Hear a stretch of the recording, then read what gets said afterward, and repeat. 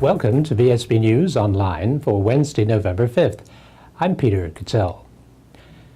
All of the America's Cup contenders will be sailing their racing catamarans in Bermuda's Great Sound in less than a year's time, according to a statement issued today by the organizers.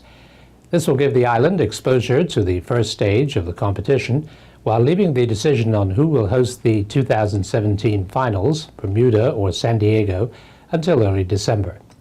This was the good news released today, and Vsb News' Brian Darby supplies some of the details.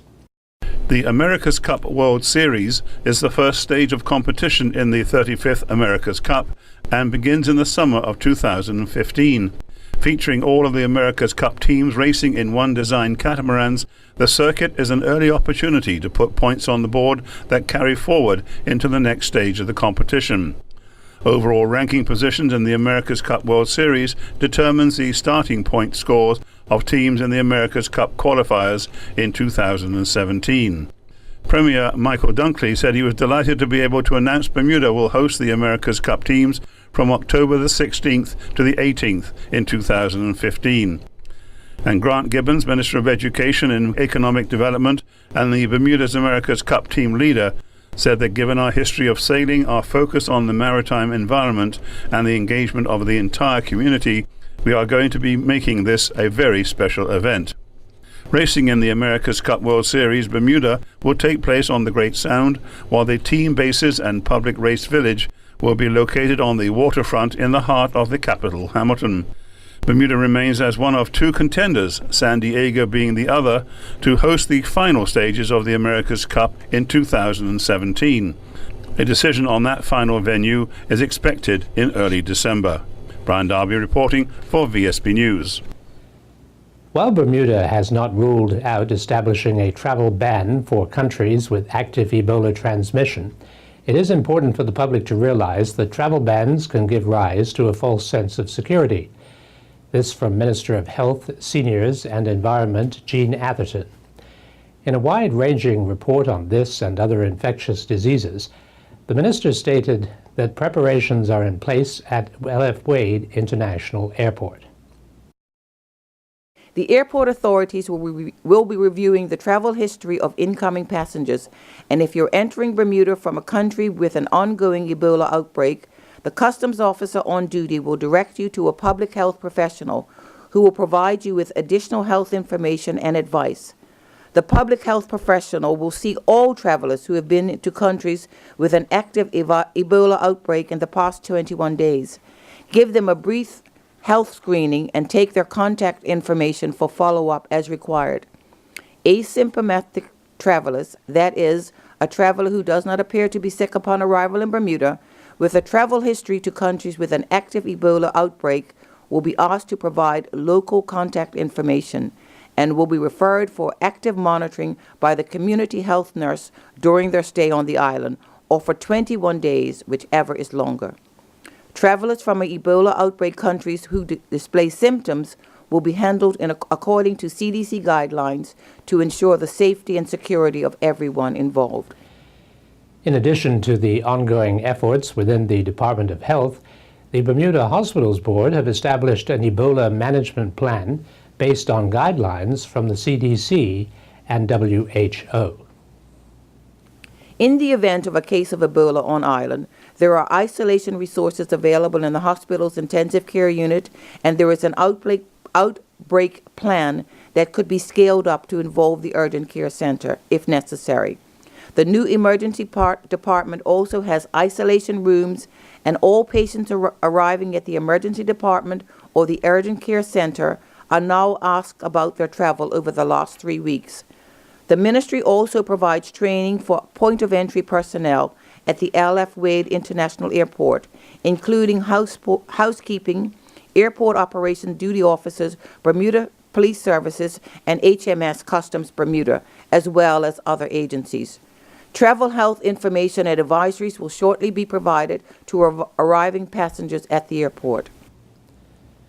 Last night's British Airways flight from Gatwick was met by a large number of police officers who were later seen escorting a hooded figure through customs and immigration and into a waiting police van. The person turned out to be 30-year-old Patrick Stemp, who had spent much of the last year in London, unsuccessfully fighting attempts to have him extradited to Bermuda to face charges of premeditated murder. Stemp appeared in magistrate's court this morning to be charged with the premeditated murder of 20-year-old Malcolm Augustus, an offence for which Walter Gardner has also been charged and awaits trial. Stemp was remanded in custody to appear at a later date. Extradition was in the news earlier this week when 21-year-old Levesque Roberts appeared to face a double murder charge after having been extradited to Bermuda from Atlanta in August. We'll have more news coming right up after this. Save $2 on 12-ounce bags, all varieties, Dole salads, just $3.99. Great on the grill, fresh Purdue chicken leg quarters, only $1.59 per pound. Chef Boyardee microwave meals, 7.5-ounce tubs, only $1.79. Save 85 cents on Heinz ketchup, 20-ounce easy squeeze bottle, only $3.29. Drink the real thing, regular diet 1-liter bottles of Coca-Cola soda, only $2.19. All stores open until 10 p.m. for your shopping convenience.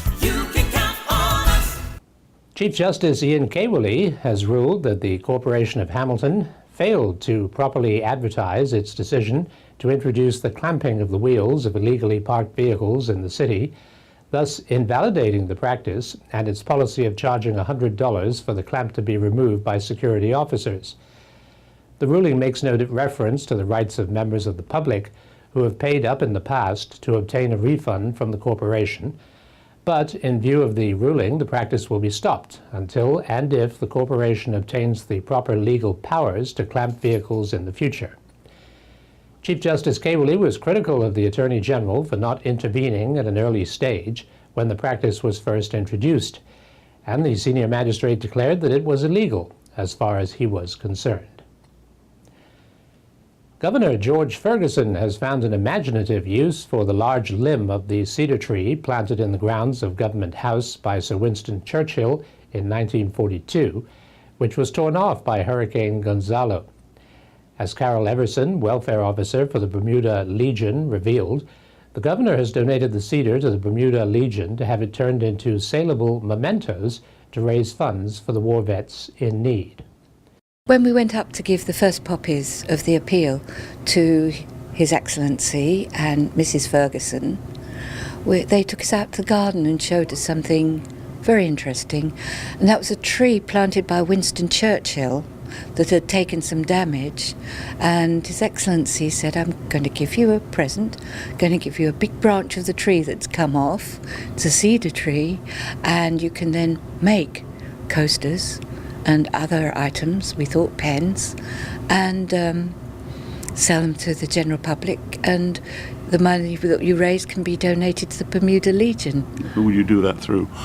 Well, we're looking for somebody who can carve cedar now. If there's somebody out there who can carve and would like to help us, we want to make pens, we want to make coasters. Where would you sell them? Where would we sell them? Here in Bermuda. Yeah. Where? I have a couple of locations planned, just firming that up. But of course, there's the preparation of the wood, etc. Looking at the branch, it looks as if they're going to be really beautiful. It was quite a big tree, wasn't it? It still is, Yeah. but just some of the limbs fell.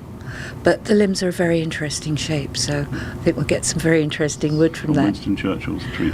Yeah, a pen from Winston Churchill's tree. I think that's beautiful. And in another piece of good news, the Bermuda Legion has been accepted into membership with the Royal Commonwealth Ex-Servicemen's Organization and the Royal Canadian Legion. We've now become affiliated to the Royal Commonwealth Ex-Service and the Royal Canadian Legions, and these are worldwide charities who are in a position to give us a great deal of help and assistance to each and every war veteran and widow if they fall into difficulties, and we don't have to send them any money. The Royal Canadian Legion has a network of support of 13 Caribbean nations. We're now the 14th. Just days before the reconvening of the Bermuda Parliament on Friday, Knowlton Brangman has stepped down as a government senator to devote himself full-time to the Morgan's Point Resort. Vsb News' Chris Lodge has the story. Premier Michael Dunkley confirming last night that Mr. Brangman had stepped down earlier in the day, citing professional reasons, particularly his responsibilities to Morgan's Point Limited. Mr. Brangman had served as Minister of Education from when the OBA was elected in December of 2012 until December of last year, and was Junior Minister for Tourism and Transport in the Senate until August. Mr. Dunkley saying last night, "I have accepted Mr. Brangman's resignation from the Senate, and I have thanked him for his service. During his time in government, Nelton has demonstrated that he has a tremendous passion for Bermuda and its people. I am gratified to know that he is supportive of the government and will continue to work closely with us to advance our goals and objectives." In August of this year, Mr. Brangman resigned as Junior Minister of Tourism and Transport after being appointed Director of Infrastructure and Development of Morgan's Point Limited. The Cabinet Office saying last night an announcement will be made in due course regarding the swearing-in of a new government senator. I'm Chris Lodge, VSB News. Minister of Education Dr. Grant Gibbons has taken issue with Shadow Education Minister Levita Fogo's assertion that the Hopkins report called for the dismantling of the middle school system. VSB News' Charles Webb has the story. Dr. Gibbons stated that contrary to the statement made by Ms. Fogo, the May 2007 review of public education in Bermuda, commonly referred to as the Hopkins Report, does not recommend the dismantling of the middle schools. It is clearly stated in the report that the review team believed that the most appropriate reform model for the Bermudian educational system was one based on re-professionalization rather than restructuring, or some market solutions such as vouchers. The review team further advised that the real issue in the education system at that time was the quality of teaching and learning in the classroom. The Hopkins report goes on to say that the move to the middle schools was a mistake, but the review team believes that a structural response would only cause more confusion and instability and leave the real issue, the quality of teaching and learning, untouched. For VSB News, I'm Charles Webb. And in sports, Trojans are to meet the Hornets in the Dudley Final. Earl Basden has the details from last night's semifinals and more from the sports desk. Last night at the BAA Field, the Somerset Trojans and the Dandytown Hornets advanced to the Dudley Eve Final, which will take place November the 11th at the National Sports Center. During their semi-final match, which was the first match of the evening, the Somerset Trojans took on Flanagan's Onions and came out with a hard-fought 1-0 victory. In the 12th minute, the Flanagan's Onions failed to clear a corner. The ball fell to Oughton Trott, whose 20-yard left-footed shot went through a maze of players and into the back of the net. From there, the game became very physical with hard tackles and even some pushing and shoving off the ball. Substitute Caston Lewis came close to drawing the Flanagan's Onions level, but he was denied by Somerset Trojans goalkeeper Shaquille Bean from close range. In the nightcap, the Dandytown Hornets defeated the North Village Rams 4-3 with kicks from the penalty mark. At the end of regulation, the score was 2-2, and then at the end of extra time, it was 3-3. Both teams took time to settle in the first half, but Ashawn Smith scored midway through the first half to give the Dandytown Hornets a 1-0 lead. Damon Ming doubled the Dandytown Hornets lead when he found the back of the net in the 52nd minute, scoring from a free kick. Keishan Bean pulled a goal back for the North Village Rams. And then, with virtually no time remaining on the clock, the North Village Rams substitute, Jonathan Bryars, scored to make it 2-2, sending the game into extra time. In the first period of extra time, Bean scored his second goal of the game to give the North Village Rams a 3-2 lead, but Azende's Furbit's header in injury time, in the second period of extra time, pulled the Dandytown Hornets level to 3-3, sending the game into kicks from the penalty mark, where once again the Dandytown Hornets advanced 4-3. Bermuda picked up its first win in the second edition of the ITF GSDF 12 and under Team Masters Tennis Tournament going on in Mexico. Ricky Mallory and Ben Jones took to the court to represent Bermuda. taking on Costa Rica, defeating them 2-1. Jones went down in his first set, 6-1, but he got himself together and then came back to win the next two sets, 6-love, 6-1. Mallory was next up and he won his match in straight sets, 6-3, 6-love. Costa Rica regained some respect, taking the doubles, 7-5, 7-5. As preparations for the ICC Cricket World Cup 2015 intensifies and the countdown to the tournament gathers pace, the ICC announced an exciting initiative for cricket lovers across the world to vote for their favorite Cricket World Cup moments of all time. Bermudians have a chance to vote for the catch during the 2007 Cricket World Cup against India, where Dwayne Levrock dove to his right to snag a one-handed catch off the bowling of Malachi Jones. Anyone can vote via the official Cricket World Cup website, which is www.icc-cricket.com. Voting opens at midnight Thursday, November 6th. The Bermuda Gymnastics Association announced they will be holding its fourth annual International Gymnastics Challenge this coming Saturday, November 8th. In 2012, Clifford Roberts came up with an idea of how to increase the awareness of prostate cancer in Bermuda. In 2013, with the assistance of the Bermuda Cancer and Health Clinic, the idea was put into reality, hence the creation of the Man on the Run 5K and Walk. Chris Deswanick won the inaugural Man on the Run 5K road race that started and finished at the Work Academy School. The event is to be held this year, November 11th, beginning at 9 a.m. Persons can log on to www.racedayworld.com to register for the event. Forms can also be collected from and returned to the Sports Cellar in the Washington Mall, Bicycle Works, or the Bermuda Cancer and Health Clinic on Point Finger Road. The Bermuda Open 10-Pin Classic tournament ended with fierce competition at the Work Lanes.